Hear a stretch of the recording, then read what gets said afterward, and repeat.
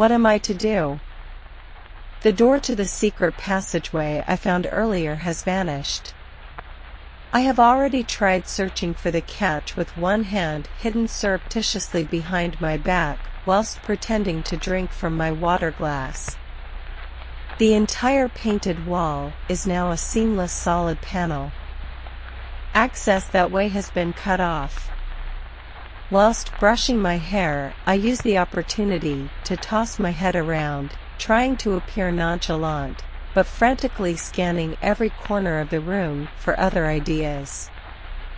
In the dark gloom of the night, outside the glass doors on the balcony, I sense more than visualize the somehow threatening outline of a huge giant of a man. His head is completely shaved apart from a straggly ponytail, and he is so brawny he does not seem to possess a neck. Huge arms firmly crossed across his toned chest, the sleeves of his pristine white t-shirt strained to cover bulging biceps. His features look foreign. Asian? Maybe Japanese? He reminds me of some kind of intimidating sumo wrestler. He has been crouching there, squatting on his haunches silently yet with infinite patience in the shadows against the wall since sunset. In all that time, his head has not moved an inch, but I feel him observing me constantly, just waiting for me to give him the smallest chance to uncross those powerful arms and pounce upon me. Under different circumstances, I might have found that muscular chest, clearly suggesting a solid six-pack of pure strength, rather attractive, but not here, not now. His ominous presence is too threatening, and I am becoming increasingly scared of him. The expression on the big man's face seems menacing, despite his mean features remaining totally immobile. His monolithid eyes are glued to a fixed spot straight ahead, but I know he is aware of my every move. Any attempt to escape that way via the balcony will prove impossible for sure. The solid oak door to the corridor outside this small, square room seems to be beckoning to me. Could it possibly have been left unlocked? Might that be the way out of here? I must not show any expression of hope on my face, or the big man might see. There are framed pictures on the wall, awful, amateurish forest scenes, and prettily tweaked coastlines in weak, faded watercolors which I pretend to admire, cocking my head on one side and scrutinizing the details as I've seen people do in art exhibitions. As I examine each picture, I start gradually making my way towards the brown and black striped door, creeping ever so carefully in the direction of my longed for freedom. Wham! The big man is suddenly only about a meter away from me. He is now standing squarely in front of the door, barring the way, still with those intimidating arms crossed across his chest. He is grinning at me, but in an eerily smug sort of way. At his full height, he looks well over 2 meters tall. He must have guessed my intention. I cannot retreat though. I just know that would be a fatal mistake. This is it. It is now or never, my only chance. I have got to be brave. I tell myself I can do it if I really try. Words from my mom and long-gone childhood suddenly ring out from nowhere. Never be afraid of anyone, babe. You can do anything if you really want to, you know. I must keep moving at all costs, but keep it slow and deliberate. The regular ticking of the clock, the gentle insignificant hum of the heater, the distant drone of heavy traffic speeding by on the highway outside all simply fade away to nothing. I somehow manage to swallow, hold in my breath, stretch out my hand, and steel myself for the impact. There is a thunderous, pounding noise in my ears. My stomach is in knots. There is no impact. I cannot believe my own eyes. My hand reaches straight through him, directly to the handle, and I yank downwards, dragging it inwards with all the force I can muster. But it is not heavy at all. The flimsy door flies open, knocking me off balance, the frail barrier swinging around like cardboard. Beyond lies my freedom. The sound of his demented laughter suddenly ricochets round the room, sending shivers fluttering down my spine. It is a cackling, nasty laugh. No time to waste here, I have to flee. I hurtle away from that place without knowing or caring which way to run. I'm heading left, chased by the awful sound of his sinister sniggering. It is not a raucous belly laugh, not a guffaw either, but it is far from a friendly chuckle.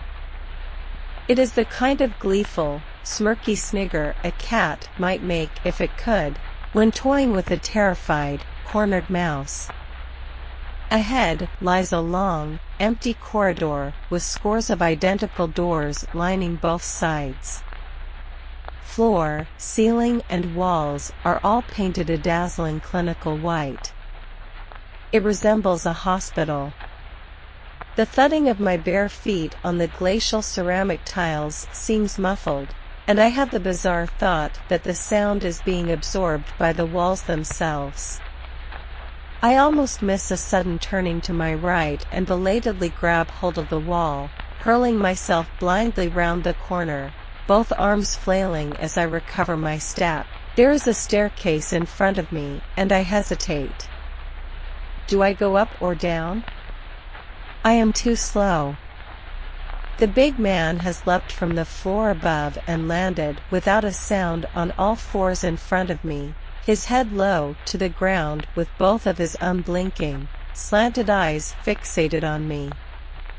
They are black, predatory eyes. It is an almost reptilian stare. I am unable to look away. Like a rabbit caught in a headlight, I am powerless to move, my limbs are paralyzed. As he inches forward, preparing to pounce, his nostrils quiver. He smells my fear. I shrink away and down into myself. He lunges. I shriek. The predator has his prey. His icy fingers surround my neck in a steely grip. Some deep-rooted instinct within me awakens the will to retaliate, and I begin grappling for my life. My thrashing fingers find his face, and I succeed in raking my nails across the side of his cheek. He bellows in rage, then squeezes harder. A foggy grayness hovering at the outside edges of my vision grows darker and thicker. He jerks his hands, and then there is only blackness and silence. I swim and the world spins. An intense brightness. A kaleidoscope of colors. I struggle to open my eyes and make out the familiar outline of a photo frame by my bed. This apparition of normality calms me slightly, but I am still shaking and my head is thumping. I stagger to the bathroom to wash my clammy hands and splash my face with cold water. There, I do a double take at my reflection in the mirror. Winding all around my throat is a narrow ribbon of furious, reddish-purple bruising. Incredulous, I bring up my hand to touch my damaged skin and wince. I notice my fingers. There is blood, an unpleasantly sticky mass of bloody gunge clogged underneath the nails. I suddenly feel extremely faint. Then, just as I am about to turn on the cold water tap, I freeze in dread. An icy snake of terror slithers up my spine as I become aware of a malevolent presence. I perceive a shadow in the far corner of the bathroom. It is the big man. Here, in my bathroom. He is crouching beside our shower in much the same position as he was on the balcony earlier. and he is smirking at me. There are now 3 angry-looking score marks running from his left ear to his nose. Terror-stricken, I back out of the bathroom and run. I struggle and scrabble with the latch to open the door to the garden, only to find it is not our garden. I find myself in a thick forest of some weird kind of bamboo plant, whose tips tower high above me, entwining themselves into a messy vegetal rooftop, drowning out the sunlight. I have to breathe in, to squeeze, between the smooth gigantic trunks, each one easily the size of a man's thigh. It is as if I am moving in slow motion, and the big man's insane laughter continues to echo all around me. As I try to advance further, I become more and more entangled in this impenetrable green prison. My legs are now totally enmeshed in a cluster of smaller shoots, hundreds of fine tendrils entwined around my shins. I am trapped, unable to move another inch. Help me! I scream, help me somebody, please. I'm stuck. I jerk bolt upright, the bed sheet coiled tightly round my legs. While I suppose that explains me feeling trapped, I attempt to reason. But wait. Why is my heart still pounding like that? I notice the door handle beginning to move, and with a sense of foreboding, I become aware of the big man's threatening presence once again. No. Please. No. This can't really be happening? Please, please tell me it can't. I try to take flight, but my legs refuse to obey. Thunderous laughter erupts all around, coming closer, getting louder. The intense pressure on my eardrums is too painful. My bedroom door is opening,